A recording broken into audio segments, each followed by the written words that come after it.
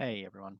Today I wanted to talk a little bit about a previous investment that I'd made called in Meta Platforms. Now, uh, Meta Platforms is formerly known as Facebook. Um, it's a it it's owned by a lot of super investors, and especially people who are focused on quality. And it's owned for um, a number of reasons. It's optically, it's a fabulous business. Um, Margin profile, return on invested capital, until recently, the revenue growth and a lot of the operational leverage it's built into a business like this are really attractive. And over the years, it's a business which has had a tremendous amount of controversy due to its nature, which has, supposedly offered attractive opportunities to buy stock in the company at attractive prices. And I don't disagree with any of that, although I would say that my investment in this company was a mistake based off of my own criteria for what I want to look for. Um, Buffett says he doesn't want to invest in a business that he can't understand. And by not understanding, he means a business that he cannot make a reasonable assessment of its economic characteristics 5 or 10 years from now. And so when I invested in this company at the beginning of 2020, April of 2020, I would have said its ability, any person's ability to have thought they could make a reasonable prediction of the trajectory of the company over the next 5 or 10 years. Probably not 10, but perhaps 5. You can make a reasonable argument that you would have been able to have some kind of idea on where the company could be 5 years from then. And in the preceding 2 and a bit years since then, I would say anyone's ability to accurately predict the trajectory, economic characteristics, or perhaps even at a unit economics level, there's probably very little insight many people have as to exactly what the product offering would be, and I'll get into that a little bit more, but I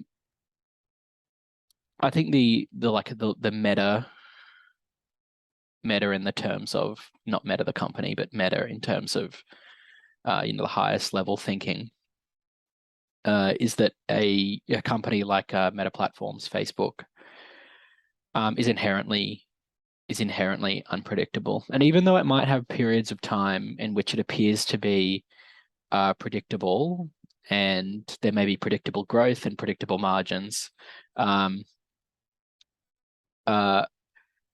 simply the passage of time will bring unpredictableness into this business. And that has certainly been the case over its lifespan. So I might just touch briefly on a little bit of the history of social networks and the dynamics that have been play at Facebook or Meta for long periods of that time. So yeah, I just want to go back and say, again, this is a phenomenal business. It's still founder-led, and it's competing in a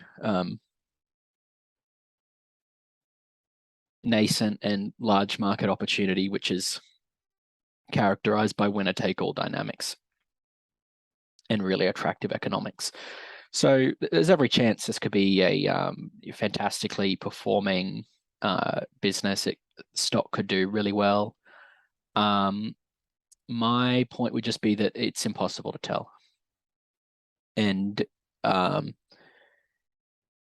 I don't think anyone, how expert you are, how much time you spend studying it. I'm not really sure anyone can have a really good guess. And my evidence of that is that the people running the company don't, uh, even though they might have ideas at certain times, um, they're always changing.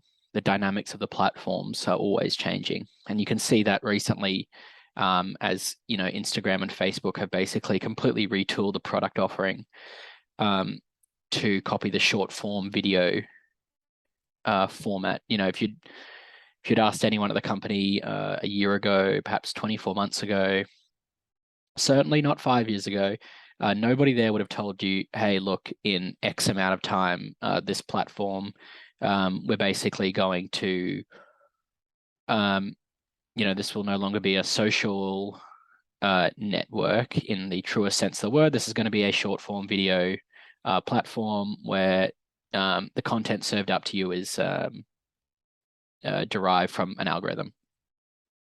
I'm not sure anyone, especially no one at the company, would have told you that.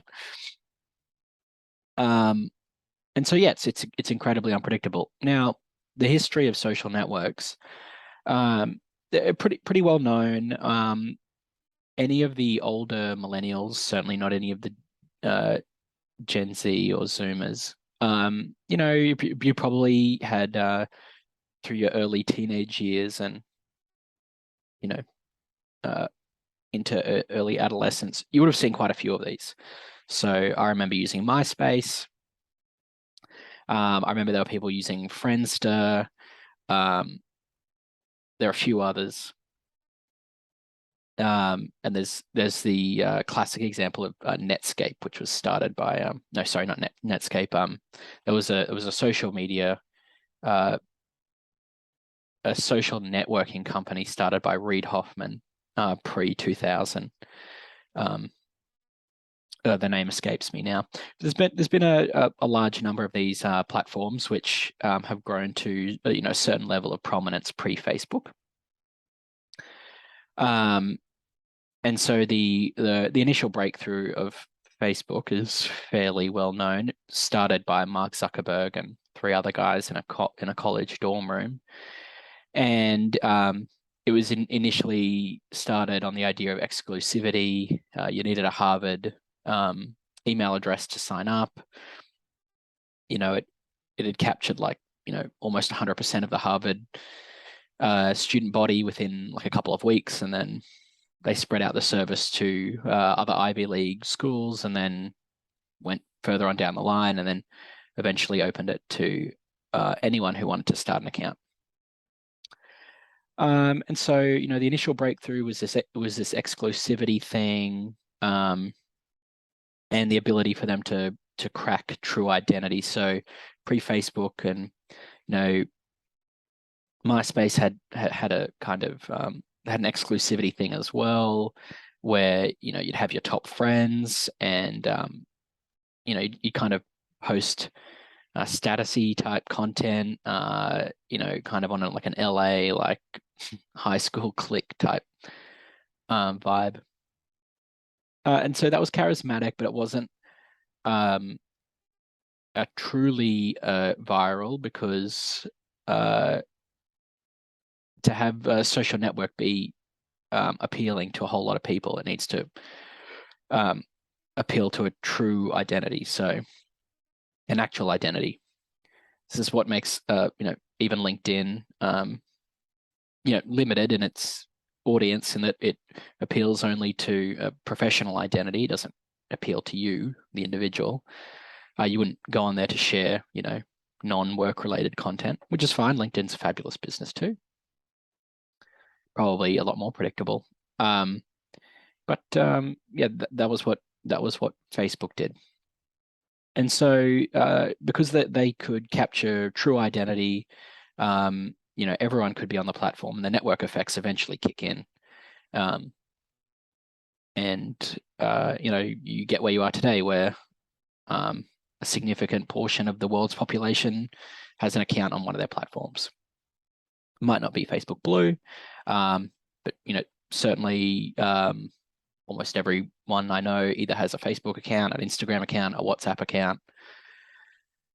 They've got one of those, and it's kind of more ubiquitous outside of the West. When I've gone to Asia in the past, like everyone uses WhatsApp, absolutely everyone. I never used WhatsApp before I went to Singapore and Malaysia and a few other places in Southeast Asia. So the essence of of a social network is that for the most part, it's a purely digital network, which means there's very little real world infrastructure supporting this in terms of the actual network. Obviously, there's a lot of data centers, machine learning, AI that goes into making the website run and offer the services that it does. But in terms of why you'd actually use it, they're all digital offerings. They're all an app on a phone, it's on a desktop, that kind of thing.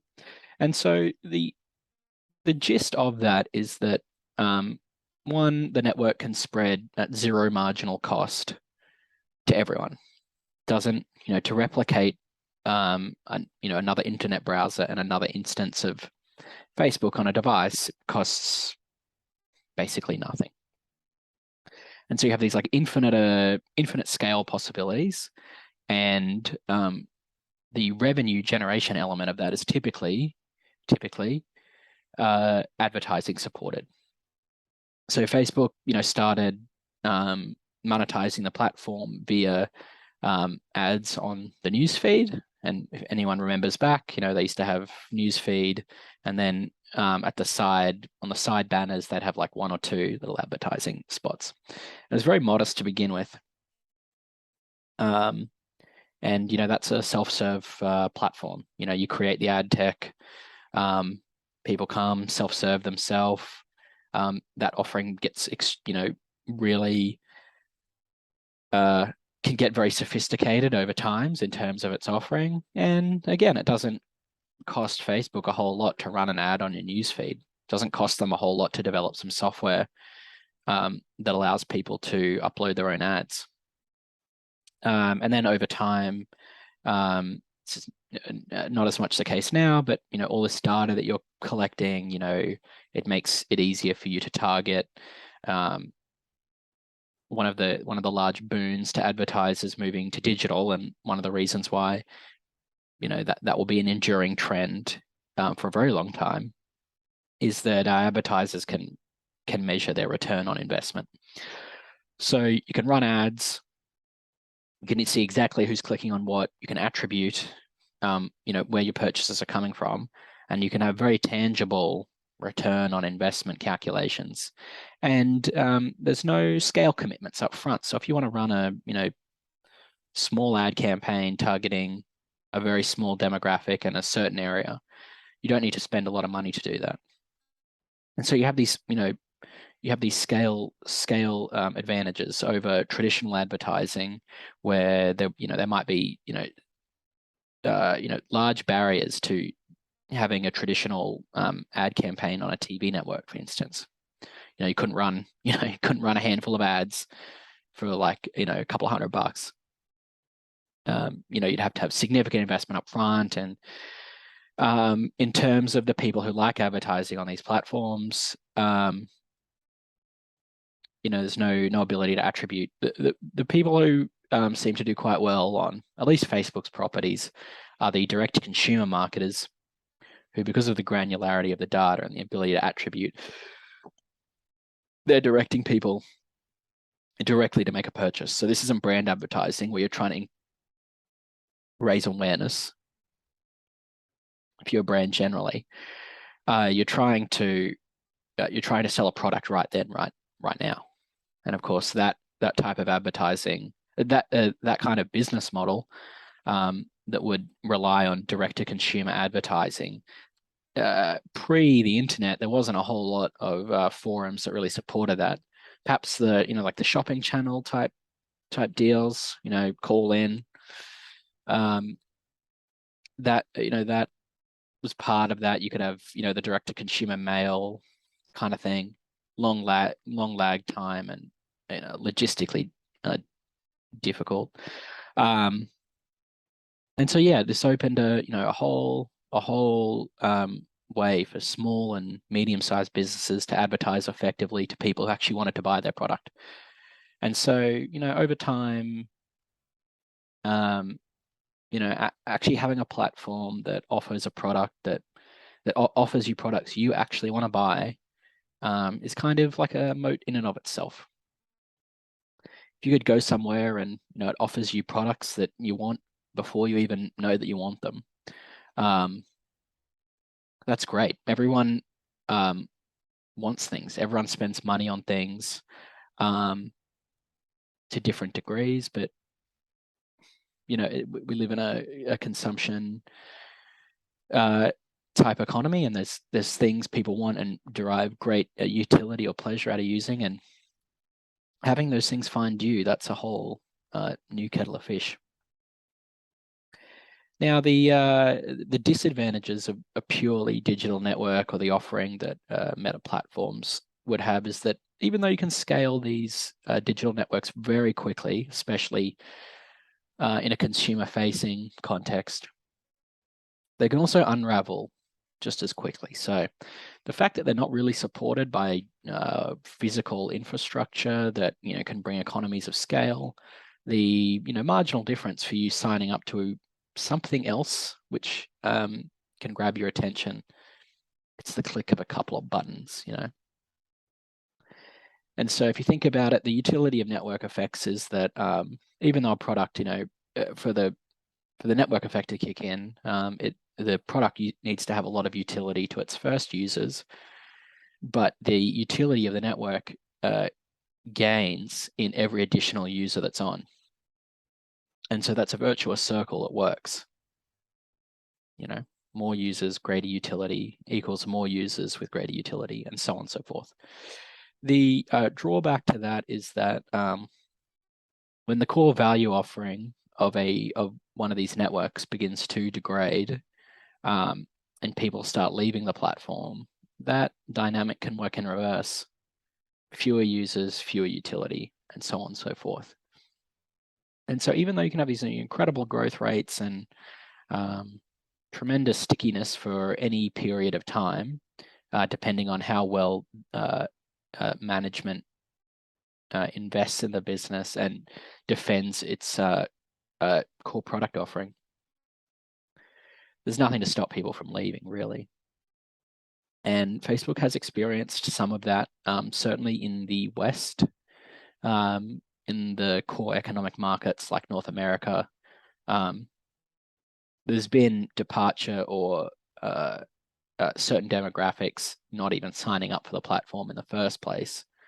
And those things can work very quickly in reverse. And so you've seen that in things like MySpace, Friendster, etc. And the real problem is that you might have prolonged usage, engagement, viability of the network for any given period of years, but anyone's ability to really look out 1, 2, 3, 4, 5, 6, 7, 8, 9, 10 years and say, the health of the network is going to look like this. It's difficult because the utility of these things can change extremely quickly, and then people's usage and even participation in the platforms can collapse extremely quickly. And that's a huge left tail risk at all times that really can't be quantified, can't be predicted. It's difficult, and there are some examples of people who've made serious inroads into Facebook's offering, but we'll talk a little bit about that later. Inescapably, a platform like Facebook, to a lesser extent Twitter, because they, people use it and they share information, and questions inevitably rise as to, how information is being sourced or promoted or that kind of things. They are inescapably in the public purview. And As the network grows, those the ire of any particular politician, any person, any constituency on the social network becomes incredibly intense over time.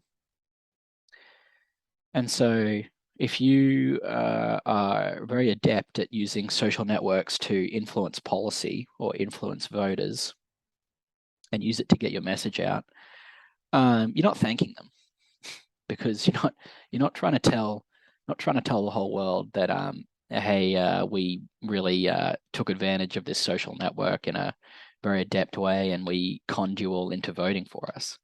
Never say that. And even though the Trump campaign failed in 2020, 2021, in 2016 they were perhaps the most adept user of social media ever. And you can make all these questions about, whether Russians using bots and blah, blah, blah. But the Trump campaign was extremely adept at using social media to get their message out. And it was a real boon to their campaign, where their Democratic opponents weren't as adept at doing that. But you never heard Trump thank Zuckerberg. You never heard him say how great Facebook is. And naturally, the loser in any political campaign can blame Facebook, Instagram, TikTok, whatever you want to, whatever's big at the time. They can just blame them. It's a good way, they're like an easy scapegoat. They can't defend themselves, and it's a good way to take blame off your own incompetence. And so this dynamic will continue forever. It will continue for as long as these platforms are used in a political purpose or, any contentious issue. And so it grabs the ire of the public, and it inevitably, as a social network becomes bigger, more complex, the issues around policing what can and cannot be put on the platform becomes more complex, more open to interpretation. And ultimately, we've seen that these platforms have had to really ramp up their capital intensity to defend their core product offering, which is exactly what you don't want to do.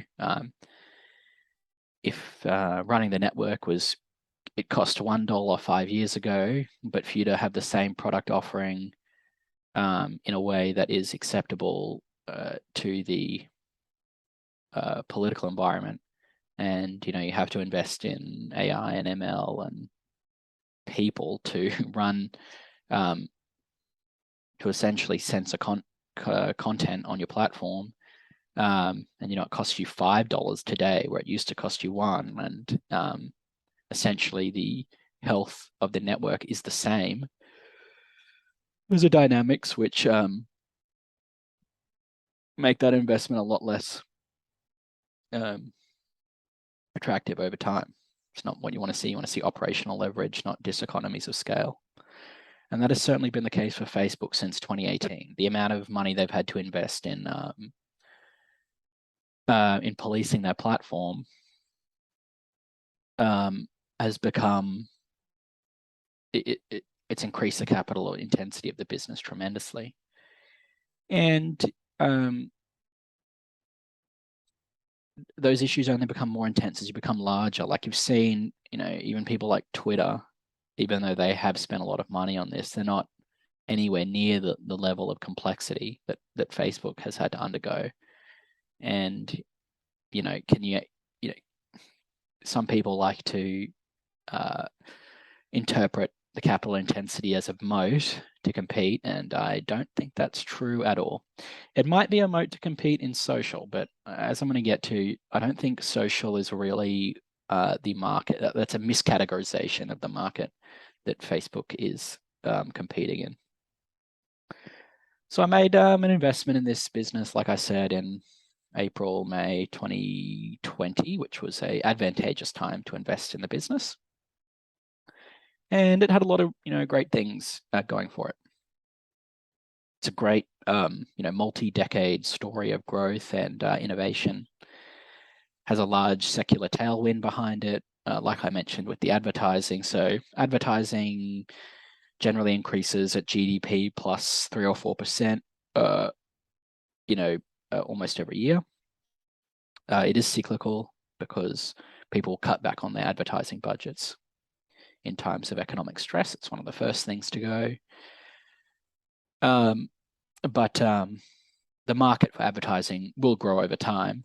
And certainly for the last decade, the percentage that digital advertising grows, digital advertising continues to take share away from traditional advertising for the reasons that I mentioned. Better, cost-effective, easier to measure, scale economies, so forth. Internet usage just goes up. People spend more time on it, and it's generally a better product offering. And, at the time, TikTok was certainly emerging. It was experiencing its kind of S-curve in adoption. But it was probably too early in the piece to really make a large determination about how well TikTok was doing. The competitors for Facebook in its direct-to-consumer type advertising were pretty pretty incompetent. The likes of Twitter, Snapchat, Pinterest. Well, they may be, higher growth rates, etc. They, generally have not been managed that well. Their business models are not as predictable. Their ad tech years behind. Probably at the time, Twitter's ad tech was 5 years behind Facebook, if not longer. And the ability for these guys to access first and third party data was much less, and their demographics were completely different. So Facebook was, the elephant in the room. It dominated this direct-to-consumer advertising vertical. Its advertising offering was fantastic, and it enjoyed a duopoly type position with Google in terms of digital advertising. And so there was a lot to like about it. The growth rates were still extremely high. People were going to spend a lot of time on the internet due to the pandemic. And it was a low price. It was maybe 10 times operating income at the bottom of the pandemic sell-off. X cash, had a ton of cash on the balance sheet. Under monetized assets in terms of WhatsApp. Very large growth opportunities in platforms like Instagram. And it was hated. It was hated for reasons which were not true at the time, but have become more materially important in the future. Now, the setup, from then till the end of November 2021, it played out pretty much as, well, actually much better than I expected it would.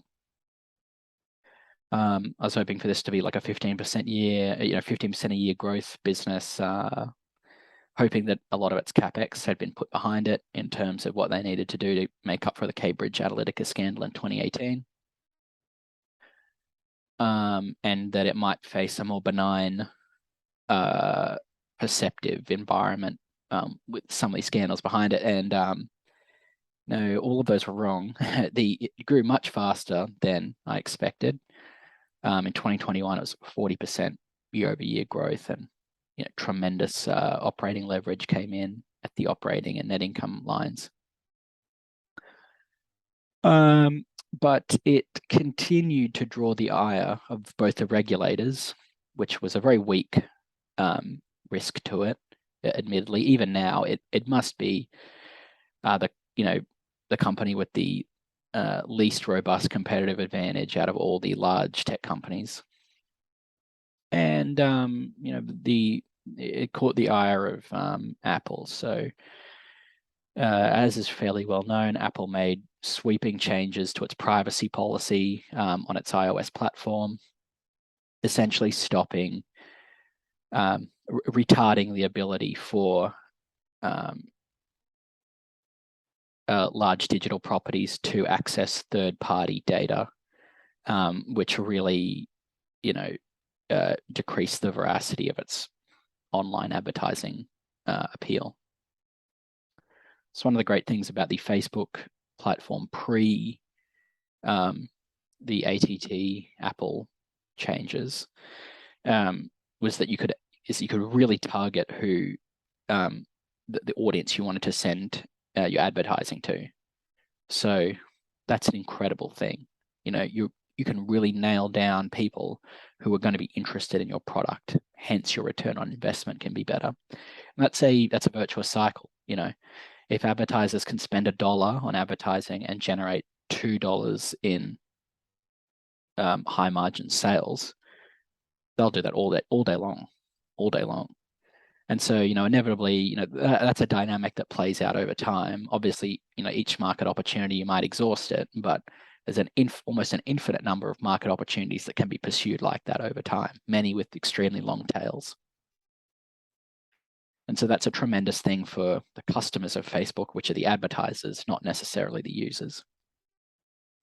Now, the ability to access that data was completely impeded by the iOS changes by Apple. And really, my opinion on that was that Apple decided to nuke the advertising capabilities of its largest digital applications to increase the attractiveness of its own advertising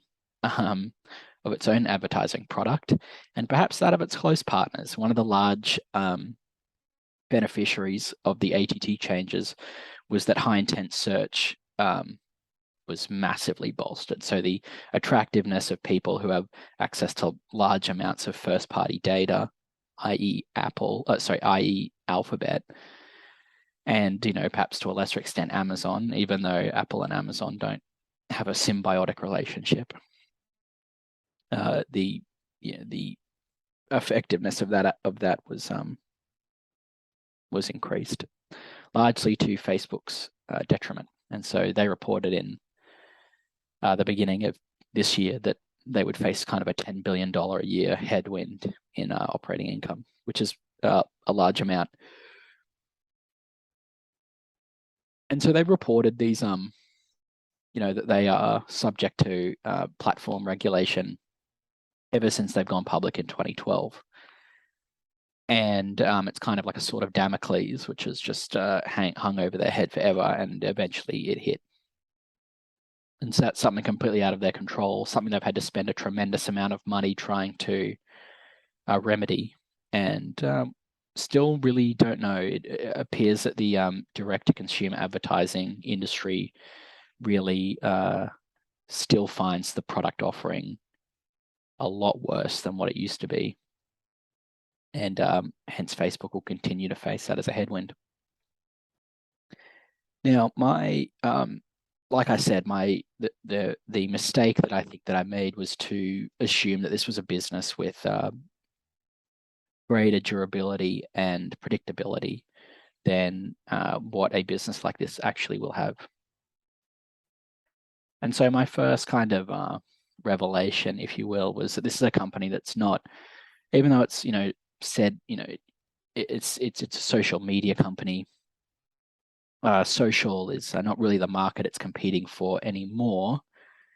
What it competes for is attention. That's the driving force in all of their product offerings.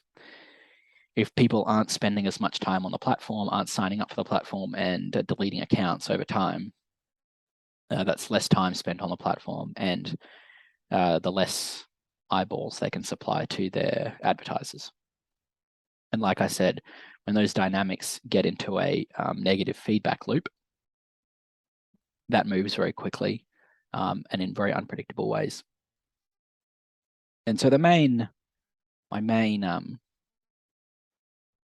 revelation about this was obviously TikTok, and to a lesser extent, perhaps YouTube now, strangely enough. So, TikTok, it's owned by ByteDance, a Chinese company,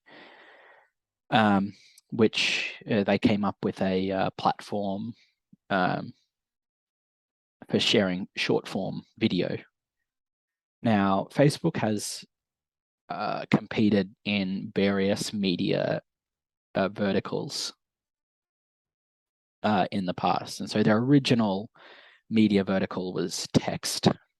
So the earliest iterations of Facebook is you might have a profile picture, but basically you're making posts, people are commenting on them, your friends are commenting on them, you're making connections with friends, largely textual based on the newsfeed. And so that was their first kind of product innovation. And then the platform retooled for images over time. They basically admitted, there are a number of emails between the then CFO and Mark Zuckerberg in 2010, 2011, where they could already see that the attention was migrating away from purely textual to rich media like images. And so that was the rise of Instagram. I can still remember getting Instagram in 2012, 2011, something like that. Fabulous platform to begin with. It was fantastic. You could share, and you could share photos with your friends, and to a lesser extent, video at the time. And so that was where the attention shifted, and that wasn't a purely social network. It's more of a social network than when it began now. But you'd have followers, and you could follow other people. And that's how your feed in Instagram would be fed. And then, probably since 2012, all the way to 2019, there was somewhat of a transition period where various different players tried to make inroads into the next media vertical, which turned out to be short form video. So Instagram has turned more into that over time with their stories and reels now. And if you use Instagram now, it's essentially just feeds you video after video. The sharing images part of it is not the main product offering. Snapchat was a version of the short form video. You'd take short form videos of yourself and you'd exchange them with a friend. So it had a social network feel to it, but the recorded content, would be destroyed. So probably the main product offering, the interesting thing about that is you might send illicit images and videos to people you're interested in, and they'd be destroyed. And so the ability for virality on that platform was not great. And so that was an attempt. And then there was Vine. Vine was an early example of what TikTok would eventually become. Had the short form video aspect, but probably didn't have the machine learning, the ability to serve you video after video of high stimulating content. And then TikTok, finally perfected that in China through their own platform. I don't know how to pronounce this. Douyin, I probably butchered that. But the Western version of that is TikTok. And so if you've ever used TikTok, it just provides you with like funny video after, and the longer you spend on a video, the more videos like that it will provide to you. And it's a very powerful mechanism for showing you really engaging content. And so the dynamics there are that most of the younger demographics, so building your network, you want to grab the kind of younger people who can have a social media profile, and they you can kind of feed them out into your properties going forward over time. And if you aren't capturing these people, the younger demographics, obviously your social network will just age out over time. And that's kind of what's happened with Facebook Blue. Millennials, obviously they had an account when they were teenagers, and they probably used it into young adulthood, and it's kind of a lot less cool now than what it was, and spend a lot less time on there. As your social circles change over time, they're very different from when you're 13 to when you're 26. And so maybe, it's like a bit weird. You're using Facebook and it's like you don't even know any of these people anymore. And, anyway, so the inability to get that younger age group is a real problem for Meta. And what TikTok has shown is an ability to really capitalize on that and monopolize a lot of attention. And hence the advertising business is just going gangbusters. And so that's really what you're competing for when you've got these apps that rely on advertising. You're not necessarily, competing on a format, you're competing on attention. And so Zuckerberg, has had, there's been internal communications between him and various executives about how they needed to go about this in time. And how this has played out for them is that they have shown essentially no ability to create new platforms. They bought other emerging platforms, which has been a fabulous strategy for them. The problem is that that's probably no longer an option in the regulatory environment. If Facebook wouldn't be allowed to buy TikTok's, American, rest of world business. That would be something that would not be allowed. They're even being stopped from making very modest acquisitions in terms of like Giphy, that kind of thing. And so in lieu of their ability to really come up with innovative new platforms that will get a lot of attention, they're kind of out of tricks. And so, in that vein, you've got to continually innovate. You've got to continually change the platform. And anyone who's used Facebook or Instagram for a long period of time, if you were to go back 5 years or even 10 years when you started using some of these products, they're unrecognizable. And the monetizable, the ability, the extent to which any of these various iterations of the platforms can be monetized is incredibly, it's unclear. So the Facebook news feed is one of the best monetized internet properties of all time, monetized in a very, very strong way. Over time, as more of the attention on the platforms has moved away from text and static rich media like images and more onto stories and reels, it's been a real question mark as to how those monetize and if they'll monetize at the same rate or less. And so that's been a risk factor. That will be a risk factor constantly as the company moves from platform to platform, from media vertical to media vertical, is how will these monetize? And it's very unpredictable. And so at the beginning of stories and reels, they were cannibalizing attention, and it took some time for them to monetize at an incremental rate to the existing offerings. And it's probably just playing out now that they're incremental, that this will be a positive thing to the bottom line. But you can never be that sure. You can never have a lot of confidence as they move from offering to offering. And so, yeah, it's very unclear about the duration of any of these particular offerings, the duration of any of these offerings to any particular cohort. There will forever be a dynamic where younger generations don't want to, adopt the same fashion styles as the people who came before them. They'll naturally rebel. And so, when Facebook first came out, that was kind of a rebellion against what had come before, and Instagram was a little bit like that. And now you see it with the Zoomers and short form video. That's something that's very charismatic to them, and Facebook Blue properties aren't charismatic at all. And so, in this vein, the barriers to entry in social, if you want to categorize that at the market, are probably super variable. It'd be very difficult to start a social network that competed along the lines of an Instagram or a Facebook. That's hard. But the real question is that the valuable market? Is that the real market categorization?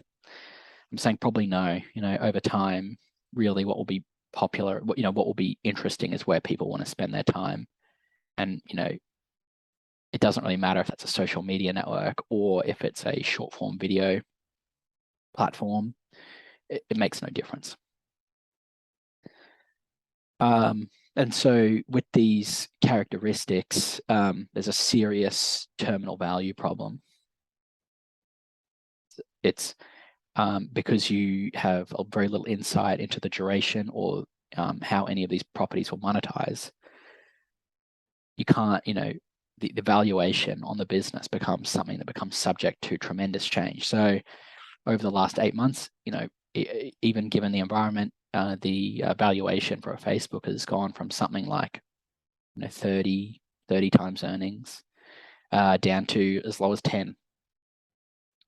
And if you go back a very long way to when it, had its IPO, it was something like 45 times earnings. And so over time, it has a terminal value problem, which can have tremendous impacts on how the business is valued. Like I said, it's subject to significant platform risk. It operates, under a platform operated by one of its direct competitors, Alphabet, on the Android platform, Google Play, and on iPhone, Sirius platform for it, which is controlled by a company that is beginning to offer its own digital advertising product. So you can see how that's a very weak position to be in, and this is something they've talked about since their IPO. I think in the final analysis, if you will, and going to the highest possible level, over time, I've kind of thought more about the duration of some of these businesses and what's very sustainable over time. And one of the things that I think is extremely sustainable over time is time savers as opposed to time takers. And so something like a Google search, it's a tremendous time saver in almost every aspect that the search technology goes along.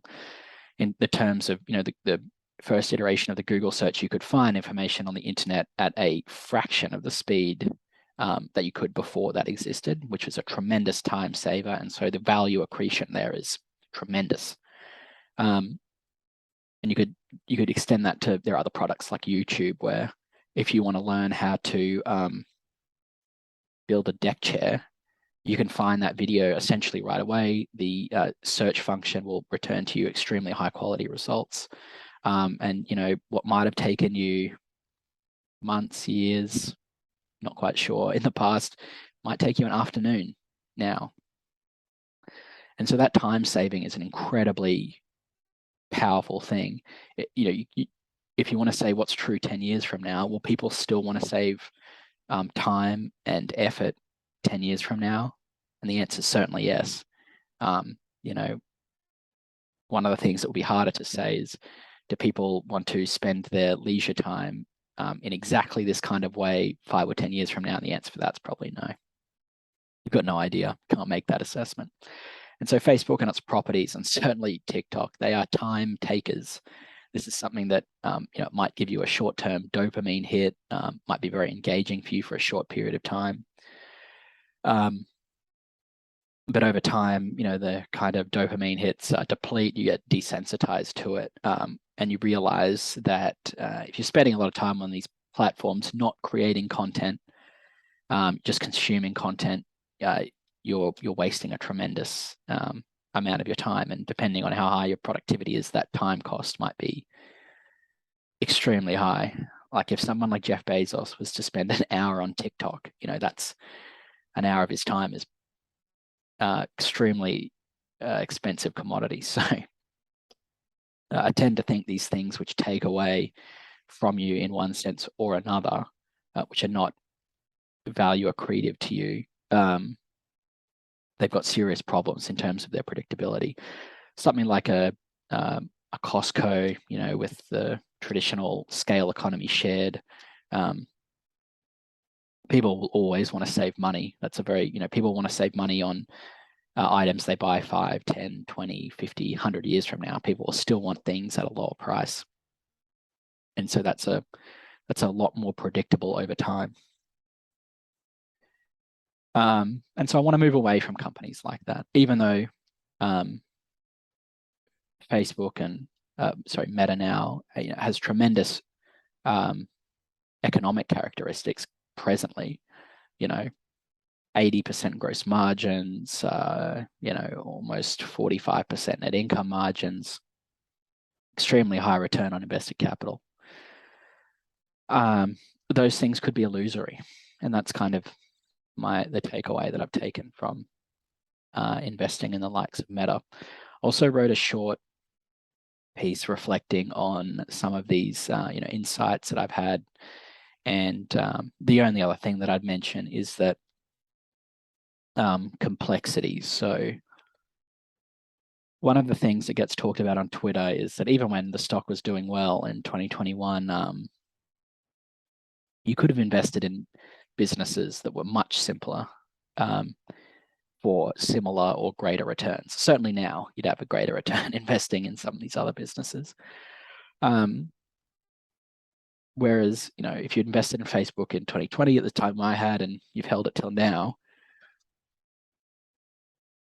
the stock certainly didn't do very well, but the investment became incredibly complex. And I'm not going to pretend like I have any great insight into all the strange forks in the road the company has found itself to. But if you have a look at some of these questions, they just become like really complicated and impossible to answer over time. And you really don't want to get involved in businesses where they're extraordinarily complex, and your ability to negotiate turns in the road, just basically flipping a coin at each of these points. So like the point that I would make is that some of the assumptions I made in 2020, a lot of them, the market consensus proved to be wrong, but it kind of didn't matter, because as the complexity of the issues facing the company emerged, your ability to answer some of those questions decreased tremendously, and you're just flipping a coin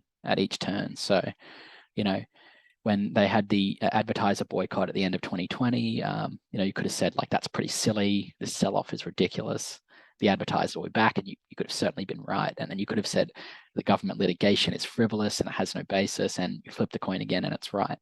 And then you come to the ATT changes, and you could have said, well, the company can probably negotiate this eventually, as they have negotiated changes on platforms and regulations before. And then, you flipped the coin and it came up with a much more difficult answer. Like, you could have said the advertising business is still attractive, but it's a lot less attractive than it was before. And how do you value that? And what's the terminal consequences for that? And your ability to answer any of those questions is, I'm going to say it's about zero. It's getting to zero. And so, these things might firm up over time. They might become more complex over time.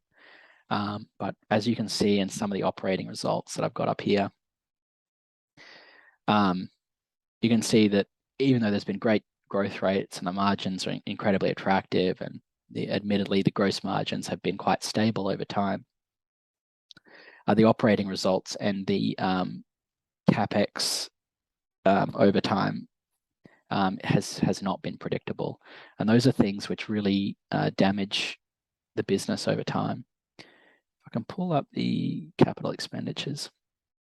So yeah, you can see the capital expenditures, almost growing at a exponential rate recently, due to some of the issues that we've talked about. And these are characteristics which the market doesn't like, and they rightfully don't like it. There have been times in the past where the market has not liked certain developments in the company, and they've been wrong. But it doesn't take too many wrong flips of the coin for you to run into borderline disastrous outcomes.